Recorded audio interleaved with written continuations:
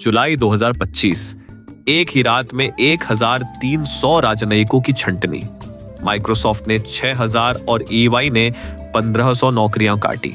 ये सिर्फ cost cutting नहीं है, ये उस सिस्टम के झटके हैं जो अब टूटने की कगार पर है।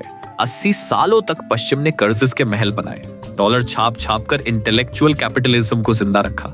अब आर्थिक सिस्टम का रीसेट शुरू हो चुका है और ये लेऑफ्स, ये तो सिर्फ वो पहली चट्टानें हैं जो गिर रही हैं। क्यों?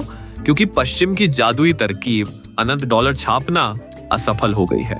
अमेरिका का ब्याज भुगतान अब उसके रक्षा बजट से ज्यादा हो गया है। सिर्फ कर्ज चुकाने में $1 ट्रिलियन खर्च हो रहे हैं। सस्ता पैसा अब गायब हो रहा है और उसके साथ ही खत्म हो रही है हाई सैलरी सर्विस जॉब्स की अनंत कल्पना। इतिहास में जानी गई 6 प्राचीन सभ्यताओं में से केवल भारत और चीन ही आज जीवित बचे हैं। एक समय भारत के पास विश्व की 33% GDP थी, जो एक्सट्रैक्शन पर नहीं बल्कि सर्कुलर अबंडेंस पर आधारित थी।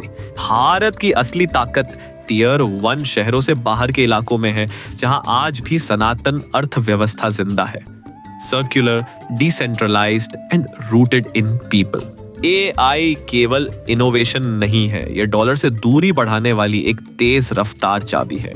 रियल टाइम ट्रांसलेशन और ब्लॉकचेन के जरिए ब्रिक्स देश अब बिना डॉलर के ही व्यापार कर रहे हैं। GDP आपदा को भी विकास मानता है, लेकिन भारत का प्राचीन मॉडल सकल जन सशक्तिकरण GP का समर्थक है, जहां मूल्य भलाई से निकलता है, बर्बादी से नहीं। यह सनातन का 5000 वर्षों का रेजिलियंस है। अब आगे क्या? दरारें और बढ़ेंगी और लेऑफ्स और तेज होंगे। ये तो बस शुरुआत थी। टैग, कंसल्टिंग और फाइनेंस में और बड़े मास लेऑफ्स आने वाले हैं, क्योंकि जो सिस्टम अनगिनत नौकरियों को चला रहा था, अब वो अनगिनत डॉलर नहीं छाप सकता। लेकिन पतन ही भाग्य नहीं है। भारत का model circular, human centred and time tested का एक प्राचीन फ्रेमवर्क देता है। याद रखना, बड़े लेऑफ्स खत्म नहीं हुए हैं, ये तो बस शुरुआत है। पुरानी अर्थव्यवस्था टूट रही है, लेकिन नई उठने को तैयार है। हमें अर्थहीन नौकरियों की नहीं, बल्कि ऐसे काम की जरूरत है जो लोगों और धरती का पोषण करे और जो जीवन को सशक्त बनाए। सभी प्राणियों के लिए, सभी सभ्यताओं में